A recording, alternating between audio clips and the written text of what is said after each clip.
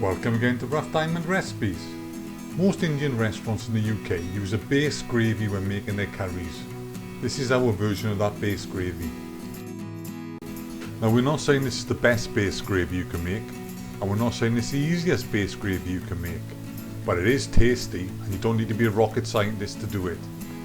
As with all our videos, a full list of ingredients can be found in the description box below.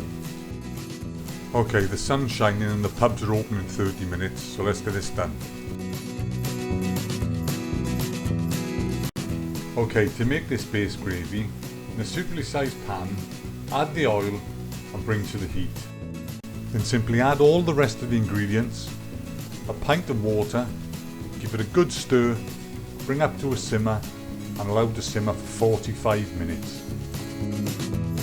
My wife just pointed out that adding the ingredients one at a time and listing them as you go makes for a better video. I pointed out that I already tried that, but I seemed to get my timing wrong and always finished too early. She then just burst out laughing and said she hadn't also had a problem with that. I'm not sure what she means. Will you stop giggling, woman? You're putting me off. I've lost where I was now. Oh yes, put all the ingredients into the pot.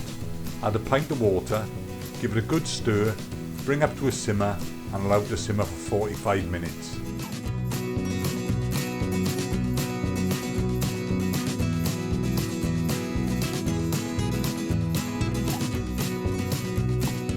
And when the 45 minutes is up and everything's lovely and soft, it's out with a trusty stick blender and blend it to a fine sauce. And if the sauce is a bit too thick, just add a splash or two of water till the consistency you want is achieved. And when you've done this, that's one batch of base gravy ready. Out of this amount of base gravy, you should get enough for about 6 to 8 curries. But don't worry if you're not going to make 6 to 8 curries in one day, it does freeze very well. Hope you like this video. Feel free to subscribe, share and like, and hopefully we'll see you soon again on the next one.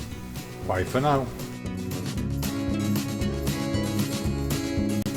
You still giggling?